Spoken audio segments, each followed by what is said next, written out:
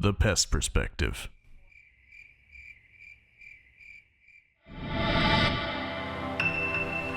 It's good to have 4 seasons on your side.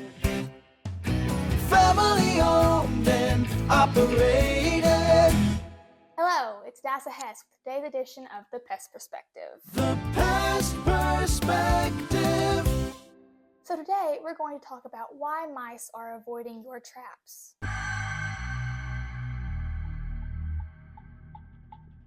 Okay, so you've seen some mice around your home, probably in the kitchen eating your food.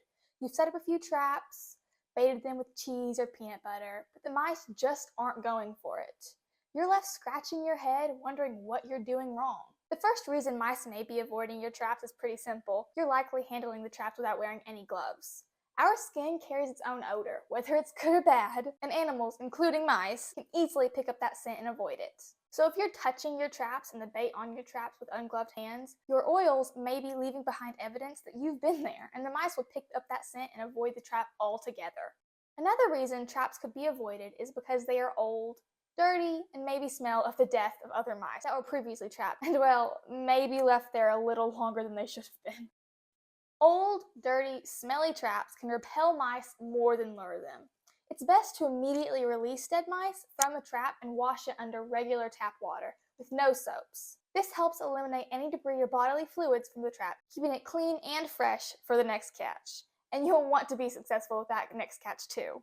So don't expect to trap mouse after mouse on a single trap if you aren't willing to put in the time to gently clean the trap each time. You may be lucky for a while, but once a mouse avoids the trap, it may also mark the trap as unsafe. This can prevent other mice from being attracted to the trap as well, and suddenly your success rate will plummet, and you'll be left fighting mice who are trap shy, and that's an unfortunate place to be. Additionally, mice learn well, and that knowledge can be passed on to the next generation. It may not be passed on just like this picture portrays, but it is passed on. This means that you could end up with a trap-shy population within multiple generations of offspring.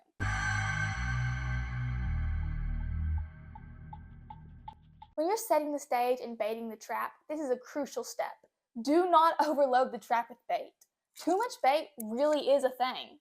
In fact, with too much bait on the trap, it becomes easy for the mice to feed from small amounts on the bait without triggering the trap. Now, what you meant to use to eliminate a population is actually helping it flourish. Instead of heaping large amounts of bait, try using a strong scented lure like peanut butter, a small scrap of bacon, a dab of bacon grease, a fruit jelly, or even a kibble of dog or cat food. Whatever the bait is, use about a pea-sized amount and make sure it is secured to the bait trap so the mouse has no option but to trigger the trap upon taking the bait.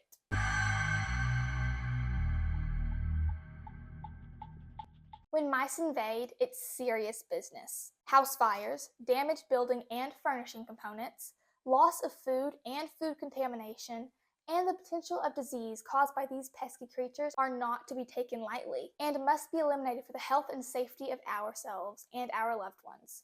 Knowing how to properly handle, set, and bait mouse traps is key in controlling your small infestation by yourself. But perhaps you aren't up for the task at all. Maybe instead, you prefer to hire a professional to do all the dirty work. Well, that's what 4 Seasons Pest Solutions is here for. Our team of highly trained pest experts can devise a plan to eliminate your rodent infestation and combat future intruders, and you won't have to raise a finger. Well, except to make that payment, because how else am I going to get through college? So give our office a call at 1-877-999-BUG-X. Call 1-877-999-BUG-X. Or locally at 606-521-PEST. And a member of our team will discuss our programs, set up a time of service, and send a technician out to get your plan started right away. Then you can join the ever-growing number of people who have learned what it means when we say it's good to have 4 seasons on your side. It's good to have 4 seasons on your side. The Pest Perspective.